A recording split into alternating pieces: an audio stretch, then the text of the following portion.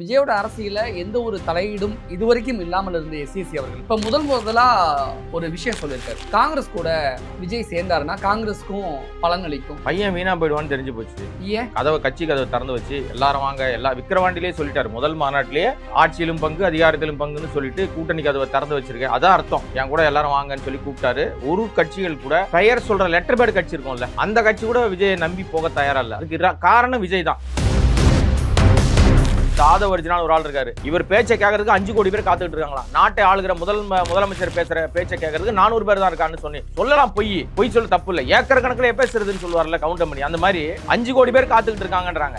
இப்ப ஏன் அவங்க அப்பா, நீங்க கேட்ட கேள்விக்கு வரேன், ஏன் அவங்க அப்பா வந்து இப்ப சம்பந்தமே இல்லாம பேசுறாருன்னா, என் பையனுக்கு யாருமே சப்போர்ட் பண்ண போல தனியா அனாதையா நிக்கிறாரு. அவரை நம்பி எவனும் வந்து ஒருத்தர் கூட உங்களுக்கு ஆதரவா நான் இருக்கேன்னு சொல்றதுக்கு பேர் குறிப்பிடும் கட்சிகள் கூட வரல. மலேசியால பாத்துருக்கலாம். அப்பாவை பார்த்தோம்னா ஓடி போனார் விஜய். அது பூரா டிராமான்னு எல்லாருக்கும் தெரிஞ்சிச்சு. அப்பனை பார்த்து என்ன ஓடி போற, நீ இங்க இருக்கும்போது மதிக்கவே மாட்டேன், உடம்பு சரியில்லாம பார்க்க மாட்டேங்கிற. அப்பாவுக்கு 80வது சதாபிஷேகம் நடக்குது திருக்கடையூர் கோயில்ல, அது கூட போல. ஒத்த புள்ள தானே உனக்கு, அதை விட என்ன கைட்டுற வேலை? நாங்க கேட்க மாட்டாங்க, வெளியில கேட்டாங்க. ஒரு மங்குனியாக இருக்கிறவர் தான் விஜய். அப்பா கிட்ட இருந்து விஜய் டோட்டலா விலகி இருக்கு. தன்னுடைய மகனுடைய அரசியல் எதிர்காலம் கருதி எஸ்சிஎஸ்சி எப்படி பேசியிருக்காருன்னு பாக்கணுமா? அப்பான்ற அந்த ஸ்தானத்தையே விஜய் என்னைக்கு உதறி விட்டார். மதிக்கல, குடும்பத்தையே மதிக்கலங்க அவரு. இப்ப சொல்றதுனால மட்டும் ஏதாவது நடந்துட போதா? எதுவும் நடக்க போறது இல்லை. அவர் தனிக்காட்டு ராஜாவா தனியா தான் நிக்க போறாரு. சோசியல் மீடியா மட்டுமே வந்து ஓட்ட கொண்டாடுறாரு.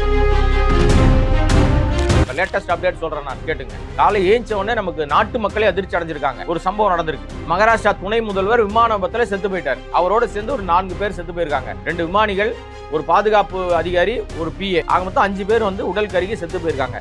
விமான விபத்து. இவர் பயன்படுத்தின விமானம் வந்து மிக மிக பாதுகாப்பான விமானம்னு சொல்றாங்க. எப்படி இந்த விமானம் தரையிறங்கும் போது வெடிச்செதிரிச்சு, அதுவும் அவருடைய தொகுதியிலேயே. அவர் எந்த தொகுதி ஆசைப்படுவாரோ, எந்த தொகுதி மக்களுக்காக அவர் பணியாற்றி கொண்டிருக்கிறாரோ, அந்த தொகுதியிலேயே அவருடைய மரணம் நிகழ்ந்திருக்கு. முக்கியமான தலைவர்கள், அதுவும் பாஜகவை எதிர்க்கிறவர்கள் அல்லது பாஜகவை விட்டு வெளியே போகணும்னு நினைக்கிறவங்க எல்லாருக்கும் விமான விபத்துல எப்படி மரணம் வரும் தொடர்ச்சியாக? இவங்களை எதிர்க்கிற எல்லாரும் ஏதோ ஒரு விதத்துல அவங்க செத்து போயிட்டே இருக்காங்க. இது என்ன நடக்குது, எப்படி நடக்குதுன்னு தெரியல. அஜித் பவார் பிளைட் ஆக்சிடென்ட்ல இறந்தது சதின்னு சொல்ல வரீங்களா? எனக்கு அது சந்தேகம் இருக்கு. நான் மட்டும் பண்ணலங்க, நாட்டு மக்கள் பல பேருக்கு சந்தேகம் இருக்கு. மம்தா பானர்ஜி எனக்கு தெரிஞ்சு இனிமே தனி விமானங்கள்ல அரசியல்வாதிகள் பயன்படுத்துவதை தவிர்ப்பாங்கன்னு நினைக்கிறேன். நான் யார சொல்றீங்க? நம்ம தாவேகா தலைவர் இருக்காரு, நடிகர் விஜய். ஏன் அப்படி சொல்றீங்க? இதே ரக விமானங்கள் தான் அவரும் பயன்படுத்துறாரு. பாதுகாப்புக்காக பயந்து தனியார் விமானங்களை பயன்படுத்த தவிர்ப்பார். பயணிகள் விமானத்துக்கு வருவாரு. என்ன சொல்லுவாருன்னா, நான் வந்து பாத்தீங்களா, நான் இறங்கிட்டேன், பொதுமக்களோட கலந்து பயணம் பண்ண வந்துட்டேன். இது பயத்தின் வெளிப்பாடு.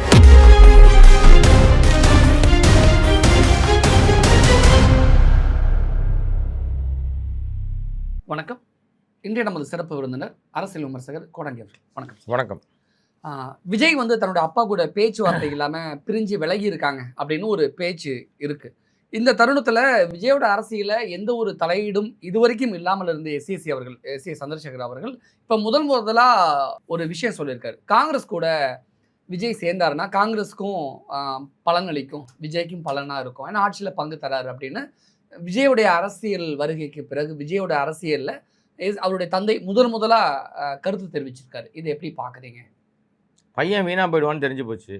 ஏன் யாரும் கூடவே வரலையே. கதவை திறந்து வச்சு 2 வருஷம் ஆகுதுங்க. கூட்டணி கதவை திறந்து வச்சு, கட்சி கதவை திறந்து வச்சு எல்லாரும் வாங்க, எல்லா விக்கிரவாண்டிலே சொல்லிட்டாரு. முதல் மாநாட்டிலேயே ஆட்சியிலும் பங்கு அதிகாரத்திலும் பங்குன்னு சொல்லிட்டு கூட்டணி கதவை திறந்து வச்சிருக்கேன், அதான் அர்த்தம். என் கூட எல்லாரும் வாங்கன்னு சொல்லி கூப்பிட்டாரு. ஒரு கட்சிகள் கூட பெயர் சொல்ற லெட்டர் பேட் கட்சி இருக்கும்ல, அந்த கட்சி கூட விஜயை நம்பி போக தயாரா இல்லை. அதுக்கு காரணம் விஜய் தான். ஏன்னா கட்சி ஆரம்பிச்ச உடனே அவருக்கு ஒரு பெரிய கோல்டன் ஆப்பர்ச்சுனிட்டியா ஒரு தேர்தல் வந்துச்சு. நம்ம நாடாளுமன்ற தேர்தல், MP தேர்தல். உண்மையிலேயே அவர் வந்து MP தேர்தல் நின்று தோத்து போயிருந்தா கூட, அதாவது அவர் நிற்கணும்னு அவசியம் இல்லை, அவர் சார்பாக யாரோ ஒருத்தரை நிறுத்தி நீங்கள் எலெக்ஷனில் கண்டெஸ்ட் பண்ணுங்கன்னு சொல்லியிருந்தா கூட அவருக்கு என்ன வாக்கு சதவீதம் இருக்குது. ஏன்னா அது வந்து தமிழ்நாட்டை தீர்மானிக்கிற தேர்தல் அல்ல, நாட்டை யார் ஆள போறான்னு தீர்மானிக்கிற தேர்தல். அந்த தேர்தலில் அவர் நின்று தனக்கான செல்வாக்கை நிரூபித்திருந்தால் அது வந்து 1%, 2%, 5%, இப்பெல்லாம் வந்து சீன் போடுறாங்க பாருங்க, 40% இருக்கு, 50% இருக்கு, ஏன் 100% இருக்குன்னு கூட சொல்லிங்க. ஏன்னா சொல்றதுல என்ன கஷ்டமா அது என்ன, அந்த மாதிரி பேசிக்கிட்டு இருக்காங்க இல்லையா பல சில்வண்டுகள். பேச்சை தான் நம்பிட்டு இருக்காங்க ஜனங்கள்லாம். அந்த சோசியல் மீடியாலேயே பேசிட்டா போதும். இந்த ஆதவர்ஜினால ஒரு ஆள் இருக்காரு. இவர் பேச்சை கேட்கறதுக்கு 5 கோடி பேர் காத்துக்கிட்டு இருக்காங்களா. நாட்டை ஆளுகிற முதலமைச்சர் பேசுற பேச்சை கேட்கறதுக்கு 400 பேர் தான் இருக்கான்னு பெரிய உல்ட்டா அடிச்சு விட்டார் பாருங்க. புருடா அப்படின்னு சொல்லலாம். பொய் பொய் சொல்ல தப்பு இல்லை, ஏக்கர் கணக்கில் பேசுறதுன்னு சொல்லுவார்ல கவுண்டமணி, அந்த மாதிரி 5 கோடி பேர் காத்துக்கிட்டு இருக்காங்கன்றாங்க. 2 கோடி பேர் ஓட்டு போட்டாலே முதலமைச்சர் ஆயிடலாம், அப்படிதானே சொல்றாங்க எல்லாருமே. நம்ம தமிழ்நாட்டில் எவ்வளோ வாக்காளர் எண்ணிக்கை இருக்கு, பெரிய எண்ணிக்கையில் இருக்கும். அதில் குறைஞ்சபட்சம் நமக்கு 60லேருந்து 65% தான் போலிங்கே ஆகுது, அதிகபட்சம் 70%. 30% மக்கள் வர்றதே இல்லை, ஓட்டு போகிறதுக்கு வரதில்லை. அவங்கெல்லாம் யாருன்னு பார்த்தீங்கன்னா மேல்தட்டு மக்கள், எலைட் பீப்புள் வந்து ஓட்டு போட கியூவில் நின்று ஓட்டு போட மாட்டான், வரமாட்டான். ஆனால் அதிகாரத்தில் ஆட்சியில் பெரிய பவர் செக்டரை மட்டும் தெரிஞ்சிட்டு இருப்பானுங்க. இது வந்து நிதர்சனமான உண்மை. இப்போ ஏன் அவங்க அப்பா, நீங்கள் கேட்ட கேள்விக்கு வரேன், ஏன் அவங்க அப்பா வந்து இப்போ சம்மந்தமே இல்லாமல் பேசுகிறாருன்னா, என் பையனுக்கு யாருமே சப்போர்ட் பண்ண போல தனியாக அனாதையாக நிற்கிறார் விஜய். அவரை நம்பி எவனும் வந்து ஒருத்தர் கூட உங்களுக்கு ஆதரவாக நான் இருக்கேன்னு சொல்கிறதுக்கு பேர் குறிப்பிடும் கட்சிகள் கூட வரல. இந்த டைமில் நம்ம துண்டு போட்டு பார்ப்போம், ஏன்னா இவரை மதிக்கிறதே இல்லை. அப்பாவை சும்மா செட் ப்ராப்பர்ட்டி தான் யூஸ் பண்ணுறாரு. இப்போ நீங்கள் மலேசியாவில் பார்த்துருக்கலாம், அப்பாவை பார்த்தோன்னா ஓடி போனார் விஜய். அது பூரா ட்ராமான்னு எல்லாருக்கும் தெரிஞ்சிச்சு. அப்பனை பார்த்து என்ன ஓடி போகிற, நீ இங்கே இருக்கும்போது மதிக்கவே மாட்டேற, உடம்பு சரியில்லாமல் பார்க்க மாட்டேங்கிற. அப்பாவுக்கு 80வது சதாபிஷேகம் நடக்குது திருக்கடையூர் கோயிலில், அது கூட போல. ஒத்த புள்ள தானே உனக்கு, அதை விட என்ன கைட்டுற வேலை? நாங்கள் கேட்க மாட்டாங்க, வெளியில் கேட்டாங்க. நம்ம அந்த மாதிரியான வார்த்தைகள்லாம் பயன்படுத்துறது இல்லை, ஆனால் கேட்குறத சொல்லணும்ல நம்ம. அதுக்கும் போல இவர் வீடு கட்டினார். இப்போ சமீபத்தில் எஸ்ஏசி வந்து ஒரு வீடு கட்டினார். நிறைய வீடு இருக்கு அவருக்கு, ஆனால் இப்போ ஒரு புதுசாக ஒரு வீடு கட்டினார். அது பூஜை போட்டு எல்லாரையும் கூப்பிட்டாரு. ஒரே புள்ள, அந்த வீட்டுக்கு போனியா? போல. எந்த வகையிலும் அப்பாவுடைய அந்த மரியாதையே எடுத்துக்க தெரியாத, மரியாதை கொடுக்க தெரியாத ஒரு மங்குனியாக இருக்கிறவர் தான் விஜய். பேச்சே கிடையாது, வாயை மூடிட்டே இருப்பார். அப்பங்கிட்டையும் பேச மாட்டார், அம்மாகிட்டையும் பேச மாட்டார், யார்கிட்டையும் பேச மாட்டார், பேச வேண்டிய இடத்துலையும் பேச மாட்டார். ஆனால் சம்பந்தமே இல்லாமல் வீடியோ போடுவார்.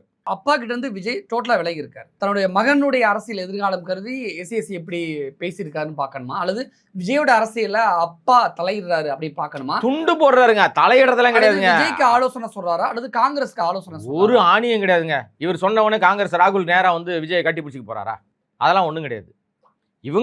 இவருக்கு என்னன்னா, இந்த இடத்துல இந்த நேரத்தில் நம்ம இதை ஒரு கருத்தை சொன்னோம்னா, ஒருவேளை இப்போ காங்கிரஸை உடைக்கிறதுக்கு ஒரு குரூப் அலைஞ்சிக்கிட்டு இருக்குல்ல, இந்த பிரவீன் சக்கரவர்த்தி, அப்புறம் ஒரு பக்கம் மாணிக் தாகூர், இன்னொரு பக்கம் வந்து வேலுச்சாமி, இப்படிலாம் ஒரு கூட்டம் இருக்குல்ல, இதெல்லாம் பூரா செல்லா காசு கூட்டம். இனிமேல் எழுதி வச்சிங்க, அடுத்த தேர்தலில் மாணிக் தாகூர் சீட் கிடைக்காது. அவர் இனிமேல் எம்பி கனவு அவ்வளோதான், க்ளோஸ், சாப்டர் முடிஞ்சு போச்சு. அந்த நம்ம பிரவீன் சக்கரவர்த்தின்ற கேரக்டரை இதுக்கு மேலே வந்து யாரும் கேவலப்படுத்த முடியாது. ஏன்னா கடந்த முறையும் அந்த முக்கியமான ஆலோசனை கூட்டத்தில் அவரை வந்து ஒதுக்கி தான் வச்சுருந்தார். தெரிஞ்சோ தெரியாமல அவர் ஆலோசகராக மாறி போயிட்டார். அவருக்கு தனிப்பட்ட அஜெண்டா, எப்படியாவது சீட்டு வாங்கி நம்ம எலெக்ஷனில் நின்று ஜெயிக்கணும், எம்எல்ஏ ஜெயிக்கணும் இல்லை எம்பியா ஜெயிக்கணும் ஒரு கனவு. அதுவும் நடக்காது. வேலுச்சாமி ஏற்கனவே செல்லா காசு, 10 காசு பிரயோஜனம் இல்லாதால் எல்லாருமேலையும் சேர்த்த வாரி இழைக்கிறது தான் அவரோட வேலை. ஆனால் நான் ரொம்ப பயங்கரமான ரொம்ப நேர்மையாளர்னு பேசிட்டு திரிவார். ராஜீவ்காந்தி படுகொலை தொடர்பாக நிறைய பேசுவார். ஆனால் இவரெல்லாம் முடிச்சு உள்ளே போடணும். அவர் பேசின பேச்சுக்கு நிறைய பொய் கற்பனை கதைகளை அள்ளி விடுவார். உண்மை இருக்கான்னு தெரியாது. ஏன்னா காங்கிரஸ்காரர்கள் பல பேர் மேலே அந்த குற்றச்சாட்டு இருக்கு. யாருமே சாகலையே, அவர் மட்டும் தானே செத்தாரு. அவரோட நெருக்கமாக அப்படியே கட்டி பிடிச்சின்னு ஒன்றா போனவங்கலாம் உயிரோடு இருக்காங்க. புரியுதுங்களா? அதனால அது நிறைய பிரச்சனைகள், அதை நம்ம பேச ஆரம்பிச்சு அது பெருசு. அப்படி காங்கிரஸை வந்து இங்கே இழுக்குதுன்னா, காங்கிரஸுக்கு தான் அட்வைஸ் பண்ணியிருக்காரு. அதை நீங்கள் பார்த்தீங்கன்னா தெரியும், விஜய்க்கு அட்வைஸ் பண்ணல, காங்கிரஸுக்கு சொல்கிறாரு. நீங்கள் வந்து விஜயோட கூட்டணி சேர்ந்தீங்கன்னா விஜய்க்கு பலம் பெறுவதோடு உங்களுக்கு பெரிய ஆட்சி அதிகாரத்தில் பங்கு கிடைக்கும் அப்படின்னு காங்கிரஸ்காரன் பேசினா பாருங்க. பிரவீன் சக்கரவர்த்தி, வேலுச்சாமி, மாணிக் தாகூர் மாதிரி பேசுன மாதிரி இவர் ஒரு வாய்ஸ். ஏற்கனவே இது செல்லா காசா இருக்கு, இந்த வாய்ஸ் எடுபடலை. அப்பான்ற அந்த ஸ்தானத்தையே விஜய் அன்னைக்கு உதறி விட்டார், மதிக்கல, குடும்பத்தையே மதிக்கலைங்க அவரு. இப்போ சொல்றதுனால மட்டும் ஏதாவது நடந்துட போதா? எதுவும் நடக்க போறது இல்லை. அவர் தனிக்காட்டு ராஜாவா தனியாக தான் நிற்க போறாரு. வெற்றி பெறுவாரா தோல்வி அடைவாரானது ரிசல்ட்டுக்கு பின்னாடி தெரிஞ்சிடும், மக்கள் சொல்லிடுவாங்க. இப்போவே தெரிகிற விஷயம் என்னன்னா, சோசியல் மீடியா மூலமாக நம்ம ஜெயிச்சிடலாம்னு நினைக்கிறாங்க. சோசியல் மீடியா மட்டுமே வந்து ஓட்டை கொண்டாடாது. இப்போ நீங்கள் லட்சக்கணக்கான ஃபாலோவர் வச்சுருக்காங்க, லட்சக்கணக்கான ஃபேக் ஐடிஸ் வச்சுருக்காங்க, லட்சக்கணக்கான பேர் பொய்யா வந்து சோசியல் மீடியாவில் களமாடுறான். ஃபேஸ்புக்காக இருக்கட்டும், எக்ஸ் தளமாக இருக்கட்டும், இன்ஸ்டாகிராமாக இருக்கட்டும், இன்னும் பிற விஷயங்களில் விஜய் தான் முதல்வர் அப்படின்னு பேசிகிட்டு இருக்கானுங்க. அவர் எந்த தேர்தலில் நின்று முதல்வர் ஆனார் அப்படின்னா, அவர் முதல்வர் ஆகிட்டார் 26ல், அவர் தான் முதல்வர். இப்போ நீங்கள் படத்தை ரிலீஸ் பண்ணிங்கன்னா தளபதி விஜய்னு போடுவோம், இல்லைனா 26க்கு பின்னாடி படத்தை எலெக்ஷனுக்கு முன்னாடி போட்டிங்கன்னா முதலமைச்சர் விஜய்னு போடுவோம் அப்படின்னு உருட்டிட்டு இருக்கானுங்க. சரி, ஏதோ தூக்கத்துலேயும் அவங்களுக்கு வந்து இந்த மாதிரி ஒரு அறிப்பு எடுத்து அலையிறானுங்க, ஏதோ பண்ணிட்டு போகிறானுங்க. மக்கள் தெளிவாக இருக்கிறாங்க, அது பிரச்சனை இல்லை. இவர் சொன்ன அந்த விஷயத்தை தாண்டி மிக மிக முக்கியமான விஷயம், பேசப்பட வேண்டிய விஷயம். இப்போ இவர் பேசுறதுல ஒரு மேட்டரே கிடையாது. இது வந்து எப்படியாவது மறுபடியும் பையன் நம்ம பக்கம் திரும்ப மாட்டானா, காங்கிரஸ் கட்சி படம் எஸ்ஏசியே நமக்காக சொல்றாரு அப்படின்னு யோசிக்காதா, அப்போ இந்த மாதிரி நபர்கள்லாம் யோசிக்கிறது. விஜய் பக்கமாக போய் எந்த காலத்திலையும் எஸ்ஏசியை விஜய் கிட்ட சேர விடக்கூடாதுன்றதுல எங்கள் அண்ணன் புசி ஆனந்த் ரொம்ப தீவிரமாக இருக்காரு. அதுமாரி ஆதவ அர்ஜுனா தெளிவாக இருக்காரு. அதை சுற்றி இருக்கிற கும்பல் எல்லாமே இந்த சம்பந்தப்பட்ட பழைய ஆட்கள் யாரும் உள்ளே வரக்கூடாதுன்னு தெளிவாக இருக்காங்க. அப்புறம் எப்படி எஸ்ஏசி உள்ளே போக முடியும்? வாய்ப்பு இல்லை. அதெல்லாம் விட்டுருங்க சார், அதெல்லாம் ஒரு மேட்டரே இல்லை. இப்போ லேட்டஸ்ட் அப்டேட் சொல்கிறேன் நான், கேட்டுங்க. இதெல்லாம் ஒரு மேட்டரே இல்லை, இப்போ விவாதிக்கப்பட வேண்டிய விஷயமே இல்லை. இன்னைக்கு காலையில் ஒரு சோகமான நிகழ்வு. காலை ஏஞ்ச உடனே நமக்கு நாட்டு மக்களே அதிர்ச்சி அடைஞ்சிருக்காங்க. ஒரு சம்பவம் நடந்திருக்கு. இந்த சம்பவம் என்பது எதை உணர்த்துகிறது அப்படின்னா, பாதுகாப்பு குறைபாடுன்றதை மட்டும் சொல்லிட்டு நம்ம கடந்துட முடியாது. நான் என்ன சொல்ல வரேன் அப்படின்னா, நேரடியாகவே களத்துக்கு வரேன் நான். இன்னைக்கு வந்து நம்ம அஜித் பவார் மகாராஷ்டிரா துணை முதல்வர் விமான விபத்தில் செத்து போயிட்டார். அவரோட சேர்ந்து ஒரு 4 பேர் செத்து போயிருக்காங்க. 2 விமானிகள், ஒரு பாதுகாப்பு அதிகாரி, ஒரு பிஏ, ஆக மொத்தம் 5 பேர் வந்து உடல் கருகி செத்து போயிருக்காங்க. விமான விபத்து. இவர் பயன்படுத்தின விமானம் வந்து மிக மிக பாதுகாப்பான விமானம்னு சொல்றாங்க. இரட்டை இன்ஜின் கொண்ட விமானம்னு சொல்றாங்க. இந்த விமானத்தினுடைய பாதுகாப்பு உறுதி தரம் அப்படின்றது உலக அளவில் நிறைய பேர் இது போன்ற இந்த வகையான ரக விமானங்களை பயன்படுத்துறாங்க. ஒரு மணி நேரத்துக்கு குறைந்தபட்சம் 5 to 10 லட்ச ரூபாய் செலவு பண்றாங்க. அப்ப இவங்க பயன்படுத்துறது 2 மணி நேரம் 3 மணி நேரம் ஆச்சுன்னா, 5 மணி நேரம் ஆச்சுன்னா கோடிக்கணக்கில் பில் கட்டுறாங்க. இது விஷயம் இல்லை. எப்படி இந்த விமானம் தரையிறங்கும் போது வெடிச்சு செதறிச்சு, அதுவும் அவருடைய தொகுதியிலேயே. அவர் எந்த தொகுதி ஆசைப்படுவாரோ, எந்த தொகுதி மக்களுக்காக அவர் பணியாற்றி கொண்டிருக்கிறாரோ அந்த தொகுதியிலேயே அவருடைய மரணம் நிகழ்ந்திருக்கு. அவர் விமானத்துக்கு அந்த நிகழ்ச்சிக்கு கிளம்பும் போது மகிழ்ச்சியாக கிளம்பியிருக்கார். இப்போ இது அப்படியே நிறுத்திடுவோம். கொஞ்ச நாளைக்கு முன்னாடி குஜராத்துடைய முன்னாள் முதல்வர் அந்த விஜய் ரூபானின்னு ஒருத்தர் இறந்து போயிட்டார் விமான விபத்தில். அவர் தன்னுடைய மகள் வெளிநாட்டில் இருக்காங்க, அவங்கள பார்க்கறதுக்காக அவர் வந்து போகிறார். யூஎஸ் அமெரிக்காவில் இருக்காங்க எங்கேயோ. விமானத்தில் பாருங்க, அவரோட பயணம் பண்ணவங்க நூற்றுக்கணக்கான பயணிகள் விமானம். அது பயணிகள் விமானத்தில் அவர் கிளம்புறாரு. கிளம்பின விமானம் வெடித்து செத்துருது, செத்து போயிட்டார். அவர் இறப்பதற்கு முன்பாக இங்கே பாஜக தலைவர்களோடு கடும் மோதலில் இருந்தார். நான் பகிரங்கமாகவே அது வந்து எனக்கு சதியோ அப்படின்னு தோணுது. நான் ஒரு பத்திரிகையாளராக என்னுடைய பார்வையை வைக்கிறேன். அதில் என்ன நடந்திருக்குன்றத மக்கள் பார்வைக்கு விட்டுறேன். உண்மையிலே அவர்கள் ஒரு மனசாட்சின்னு வச்சுருப்பாங்க, ஒரு கடவுள்னுலாம் சொல்லுவாங்க இல்லையா, அது உண்மையாக இருக்கும் பட்சத்தில் இந்த மாதிரி விமான விபத்துகளில் முக்கியமான தலைவர்கள், அதுவும் பாஜகவை எதிர்க்கிறவர்கள் அல்லது பாஜகவை விட்டு வெளியே போகணும்னு நினைக்கிறவங்க எல்லாருக்கும் விமான விபத்தில் எப்படி மரணம் வரும் தொடர்ச்சியாக? ராஜசேகர் ரெட்டின்னு ஒருத்தர் இருந்தார், ஹெலிகாப்டர் விமானத்தில் செத்து போயிட்டார். பிபின் ராவத்னு சொல்லி முப்படை தளபதியுடைய தலைவர், நம்முடைய நீலகிரியில் வந்து அவர் இறங்கும் போது அந்த ஹெலிகாப்டர் இதை விட சக்தி வாய்ந்த ஹெலிகாப்டர். அந்த ஹெலிகாப்டர் இரட்டை இன்ஜின் கொண்ட ஹெலிகாப்டர், அத்தனை பாதுகாப்பு வசதிகள் இருக்கிற ஹெலிகாப்டர், ராணுவ ஹெலிகாப்டர். அது எப்படி வந்து மலையில் மோதி மரங்களில் மோதி விழுந்து அது எப்படி அது அந்த மர்மம் இன்னும் விளங்காமையே இருக்கு. உலகம் முழுக்கங்க ஆட்சியாளர்கள், உலகம் முழுக்க நான் சொல்கிறேன், நான் இந்தியா சொல்லலை, உலகம் முழுக்க ஆட்சியாளர்களுக்கு சாதகமாக இருக்கிறவர்களுக்கு எந்த விமான விபத்து நடக்கிறது இல்லை. எலக்ட்ரானிக் என்ஜின், அதை நம்ம வந்து எந்த நேரத்தில் வேணால் எது வேணால் நடக்கலாம். நம்ம அது ஒரு பக்கம் தனியாக இருந்தாலும் சதி பார்வையும் வரும்.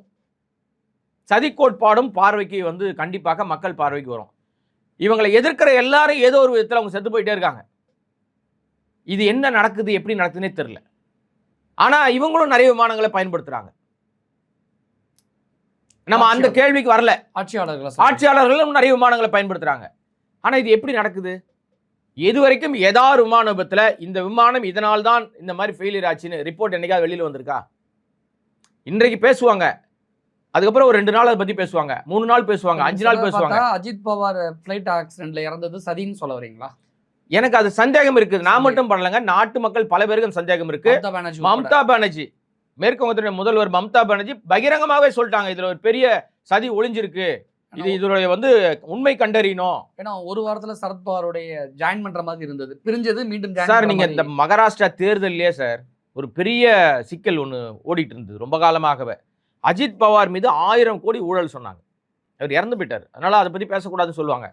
நான் அடிக்கோடுகிற விஷயம் என்னன்னா, அவர் மீது 1000 கோடி ஊழல் சொன்ன பாஜக, அவர் பாஜக ஆதரவு நிலைப்பாடை எடுத்த பிறகு பரிசுத்தமாயிட்டார்.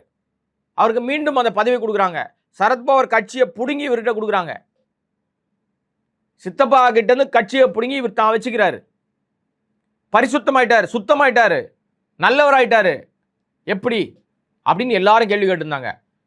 இது 2 ஆண்டு காலமாக இந்த பஞ்சாயத்து ஓடிட்டு இருந்துச்சு. சமீபத்தில் மகாராஷ்டிரா தேர்தல் நடந்துச்சு.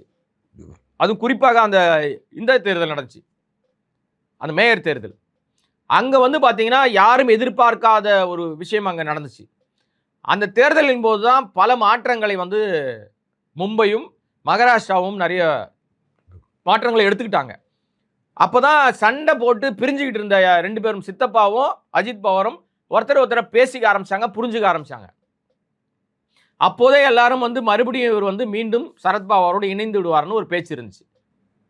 சேர்ந்தால் அது யாருக்கு பாதகம்? பிஜேபி. நிச்சயமாக பாஜகவுக்கு பாதகம். அந்த கூட்டணி வந்து உடையாம காப்பாற்றணும்னா அதில் உண்மைத்தன்மை இருக்கணும். உண்மைத்தன்மை இல்லைன்னு தெரிஞ்ச பிறகுதான் சிக்கல் ஆரம்பமாகுது. இப்போ இன்னும் ஒரு 10 நாட்களுக்குள்ளாக அல்லது ஒரு மாசத்துக்குள்ளாக 2 பேரும் மீண்டும் இணைவதற்கான வாய்ப்புகள் இருக்குன்னு அங்கே ஊடகங்கள் எல்லாம் பேசிட்டாங்க. எல்லாருமே சொல்லிட்டாங்க, ஆமாங்க அவங்க சேர போறாங்க அப்படின்னு. இந்த நேரத்தில் இந்த ஒரு மரணம் சந்தேகமாக வருமா வராதா? எல்லாருக்கும் வரும் சந்தேகம். இது மட்டுமா பிரச்சனை? இன்னும் நிறைய பிரச்சனை இருக்கு இங்க. இனிமே எனக்கு தெரிஞ்சு இனிமே தனி விமானங்கள்ல அரசியல்வாதிகள் பயன்படுத்துவதை தவிர்ப்பாங்கன்னு நினைக்கிறேன் நான். யாரை சொல்றீங்க குறிப்பா? நம்ம தாவேகா தலைவர் இருக்காரு நடிகர் விஜய். ஏன் அப்படி சொல்றீங்க? இதே ரக விமானங்கள் தான் அவரும் பயன்படுத்துறாரு. இந்த மாதிரியான ரக விமானங்கள் தான் அவரும் பயன்படுத்துறாரு. தனி விமானம், சொகுசு விமானம், மிக மிக பாதுகாப்பான விமானம்லாம் சொல்றாங்க. அதுவும் ஒரு மணி நேரத்துக்கு குறைந்தபட்சம் 10 லட்சம் ரூபாய்க்கு மேல அவர் செலவு பண்றாரு. சமீபத்தில் ஒரு டெல்லிக்கு சிபிஐ விசாரணைகளாம், அதுக்கப்புறம் பல ஊர்களுக்கு அந்த விமானத்தை தான் பயன்படுத்தினார். இந்த ரக விமானங்கள் தான். கம்பெனி இதே கம்பெனி தான் போல இருக்கு. இன்னும் அதெல்லாம் இனிமேல் விசாரணையில் வரும். இப்போ இந்த சம்பவத்துக்கு பிறகு அவருக்கும் இப்போ நமக்கு ஏற்படுகிற சந்தேகம் மாதிரி அவருக்கும் வரும்ல, விஜய்க்கும் வரும்ல. இல்லை வரலன்னா கூட பக்கத்தில் இருக்க யாரா சொல்லி கொடுப்பான்ல. அப்படின்னா நிச்சயமாக அவர் என்ன பண்ணுவார்னா, கொஞ்ச நாளைக்கு மக்களை சந்திக்கிறதே இல்லை, அது வேற விஷயம். வீட்டை விட்டு வெளியே வர்றதே இல்லை, வேற விஷயம். ஒருவேளை அப்படி வெளியில் வந்தாலும் கார் பயணங்களை தான் அதிகமாக மேற்கொள்வார். விமான பயணத்தை தவிர்ப்பார். ஒருவேளை விமானத்தில் போக வேண்டிய கட்டாயம் அது திடீர்னு வந்து சிபிஐ மறுபடியும் அவருக்கு சம்மன் அனுப்பி கூப்பிடுதுன்னு வச்சுங்களேன், இனிமேல் பயணிகள் விமானத்தில் பயணம் பண்ணுவார். அதுக்கு என்ன சொல்லுவார்னா, நீங்கள்லாம் சொல்லிட்டீங்க, நம்மளாம் அடிக்கடி சொல்கிறோம்ல, உனக்கு என்னையா கேடுகாலம், ஏன் பயணிகளோட போக மாட்டேன், நீ அவ்வளோ பெரிய அப்பாட்டக்கரான்னு கேட்குறோம்ல. நடிகர் தானே நீ, உன்னை விட உச்ச நட்சத்திரங்கள்லாம் பொதுமக்களோட பயணம் பண்ணுறாங்கல்ல, உனக்கு என்ன தனி விமானம் கேட்குதுன்னு கேட்குறோம்ல நம்ம. இனிமேல் அதை ஒரு காரணமாக சொல்லுவாங்க. பாதுகாப்புக்காக பயந்து தனியார் விமானங்களை பயன்படுத்த தவிர்ப்பார். பயணிகள் விமானத்துக்கு வருவார். இதுக்கு என்ன சொல்லுவார்னா, நான் வந்து பார்த்தீங்களா நான் இறங்கிட்டேன், பொதுமக்களோட கலந்து பயணம் பண்ண வந்துட்டேன். இது பயத்தின் வெளிப்பாடு. இது நடக்கலாம், ஃபியூச்சரில் தான் நடக்கும். அப்படிதான் நான் நினைக்கிறேன். அது மாதிரி நம்ம எதிர்கட்சி தலைவர் எடப்பாடி விமான பயணத்தை தவிர்த்துருவார்னு நினைக்கிறேன் நான். போக மாட்டாருன்னு நினைக்கிறேன். அவருக்கும் ஒரு பயம் இருக்கும்ல. ஆனால் அவர் இப்போ ஒத்து போறாரு. ஒத்து போலனா இப்படியெல்லாம் நமக்கு வந்து சந்தேகங்களை கிளப்புகிற மாதிரி நிறைய சம்பவங்கள் நடக்குதுங்க நாட்டில். பிஜேபி எல்லா நேரங்களிலும் ஈவு இறக்குமே பார்க்காமல் பல வேலைகளை செய்யும். அதுவும் அவர்களோடு அணி சேர்ந்திருக்கிற சங் பரிவாரும் RSSம் மனித உயிர்களை துச்சமாக மதிக்கிறவர்கள். அதற்கு உதாரணம் ஒன்னே ஒன்று, நிறைய இருக்கு. உதாரணம் ஒன்னே ஒன்று சொல்றேன். நம்ம பில்கிஸ் பானுவோட வழக்குல அந்த 6 மாத குழந்தையை கூட செவுத்துல அடிச்சு கொண்ட கும்பல் தான் அது. இப்படி கொடூரமாக வன்புணர்வு செய்து கொலை, செத்து போயிட்டான் அந்த பொண்ணுன்னு சொல்லி தூக்கி போட்டுட்டு மற்ற எல்லாரையும் அடிச்சு வெட்டி கொன்னுட்டு செத்து போயிட்டான்னு சொல்லிட்டு வெளியில போன பிறகு உயிர் பிழைத்து வந்த பில்கிஸ் பானு தனக்கு நேர்ந்த கொடுமைகளை பொதுவெளியில சொன்ன பிறகு, அவர்களை குற்றவாளிகள்னு சொல்லி உள்ள தள்ளின பிறகு, அவர்கள் நன்னடத்தைன்னு வெளியில அனுப்பின பிறகு, இவ்வளவு சம்பவத்துக்கு பிறகு அந்த கொடூரர்களை மாலை போட்டு வரவேற்று ஸ்வீட் கொடுத்து கொண்டாடின கும்பல் எது? சங் பரிவார் கும்பல். மனசாட்சி இருக்கிறவனாவன், மனுஷனாவன். இது வளைகுடா நாடுகளா இருந்தாலோ அல்லது வேறு மேற்கத்திய நாடுகளா இருந்தாலோ கண்ணுக்கு கண் பல்லுக்கு பல்லுன்ற மாதிரி அவனெல்லாம் அன்னைக்கே தூக்கில் போட்டு சாவடிச்சிருக்கணும். ஆனா இந்த நாட்டில் இறையாண்மை அப்படின்னு சொல்லிட்டு பல பேரை காப்பாத்திக்கிட்டு இருக்கு இந்த அரசாங்கம். இது மட்டுமா? ஸ்டெயின்ஸ் அப்படின்னு சொல்லி ஒரு பாதிரியார் காரோட சேர்த்து எரிக்கப்பட்டார். 2 குழந்தைங்க வெளிநாட்டுல இருந்து வந்தீங்க, ஏதோ ஒரு விஷயத்துக்கு வந்திருக்காரு. அவர் மத பிரச்சாரம் பண்ணார். வேற என்ன பெரிய தப்பு பண்ணிட்டாரு? உங்க நாட்டு ரகசியங்கள், ராணுவ ரகசியங்களை எடுத்துட்டு போயிட்டாரா? ஏதாவது இல்லையே. அவரை அந்த ஜீப்போட வச்சு எரிச்சு கொண்டுட்டீங்க. இது மாதிரி பல விஷயங்களை சொல்ல முடியும். அதனால இவர்களுக்கு இதெல்லாம் ஒரு துச்சம் அல்ல. அவர்களோடு சார்ந்து இருந்தால் அவங்களை காப்பாற்றுவாங்க. நீ எங்களை மீறி போறனா பெரும்பாலும் பார்த்தீங்கன்னா சில நேரங்களில் வந்து அதிகார மட்டம் என்ன பண்ணுவோம்னா அவர்களை மீறி போறாங்கன்னா பொய் வழக்கு போட்டு ஜெயிலில் தள்ளுவாங்க. அவர்கள் வெளிவர முடியாத அளவுக்கு 2 விஷயங்களை பண்ணுவாங்க. ஒன்று ஊழல் பண்ணிட்டாங்கன்னு பிரச்சனை பண்ணுவாங்க.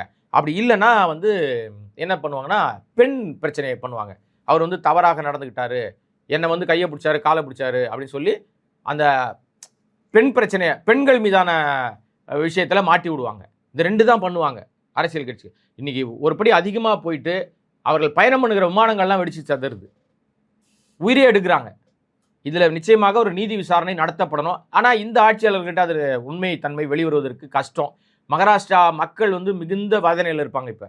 ஏன்னா அஜித் பவாருடைய தனிப்பட்ட வாழ்க்கை தனிப்பட்ட விஷயங்களில் பார்க்கும்போது ரொம்ப அவர் வந்து அந்த மக்களோடு நல்லாவே அவர் இன்ட்ராக்ட் பண்ணியிருக்காரு. நிறைய மக்கள் அவருக்காக வந்து ஐயோ இறந்து போயிட்டாருன்னு வருத்தப்படுறாங்க.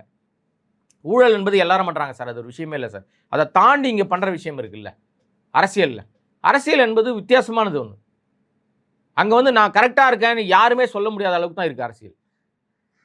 என்ன நடக்கும் அப்படின்றது தெரியல, பொறுத்து இருந்தால் நம்ம பார்க்கணும். நிறைய விஷயங்கள் சந்தேகங்களாக முன் வச்சிருக்கீங்க, ஒரு பத்திரிகையாளர் பார்வைகளை முன் வச்சிருக்கீங்க. நீதி ஒரு நாள் ஜெயிக்கும், மக்கள் ஒரு நாள் புரிஞ்சுப்பாங்க அப்படின்னு நம்பலாம். நிறைய விஷயங்கள் ஷேர் பண்ணிக்கிட்டீங்க. வணக்கம்.